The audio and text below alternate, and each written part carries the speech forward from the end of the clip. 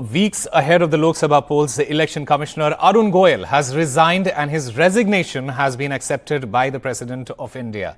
The Election Commission of India already had a vacancy and will now be left only with Chief Election Commissioner Rajiv Kumar.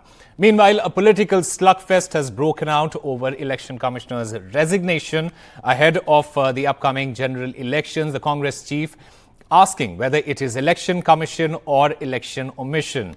Remember, Mallikarjun Kharge said that India now has only one election commissioner, even as Lok Sabha elections are to be announced in few days. And he asks the question, why? Listen to what Congress leader K.C. Venugopal had said. I think that this government of India didn't want a free and fair election at all. Earlier they changed the Chief Justice from the selection body of the Election Commissioner and Commissioner. In place of Chief Justice of India, they put a cabinet minister. Now, Election Commission become, the decision of making Election Commission become one of the government affair. Now, surprisingly, just before the elections declaration, one of the Election Commissioners also resigned. This is shocking news for the country. All right, Sunil Prabhu joins us to give us more details. Sunil, the opposition is questioning the timing of Arun Goel's resignation. What are the other details? Well, not only the opposition, I think everybody is surprised with this decision. Even the Chief Election Commissioner apparently wasn't informed about the resignation which was sent to the President. He has cited personal reasons. The government did try to persuade Mr. Arun Goel from going ahead with his resignation. But it was finally accepted. There have been differences on file in the Election Commission, according to sources, but nobody really precipitated that it would lead to such a crisis between the two commissioners for Mr. Arun Goel to resign.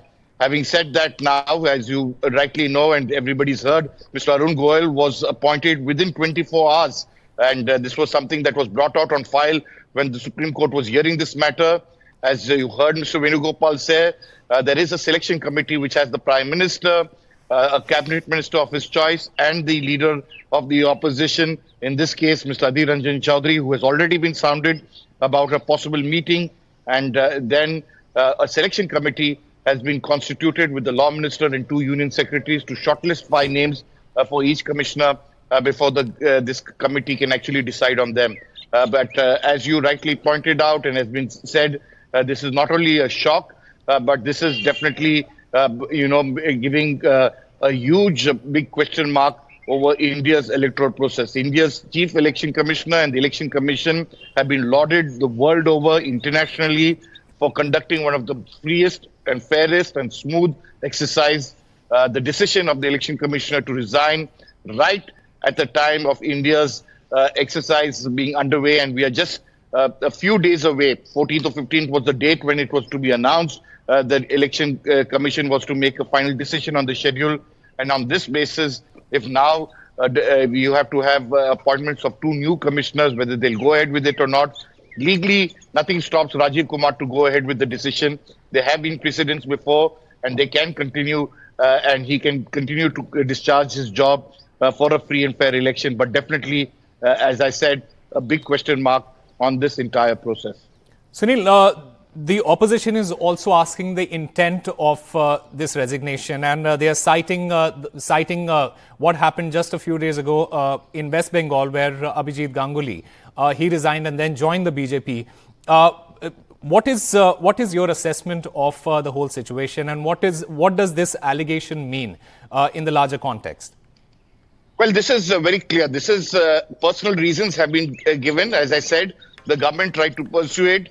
The Election Commission is a constitutional body. It's not a statutory body. It's a constitutional body. And over the years, the Supreme Court and all various powers in terms of constitutional powers have been given to the Election Commission to protect its integrity, to ensure that it conducts a free and fair election. So it's very, very critical to know that Mr. Arun Goel resigning, even while he has conducted this entire exercise along with Mr. Rajiv Kumar to ensure this entire process goes. What is the differences?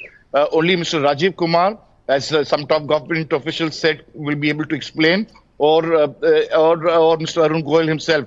But the fact is that his resignation has been accepted, and now they will have to start that entire process of appointing new election commissioners.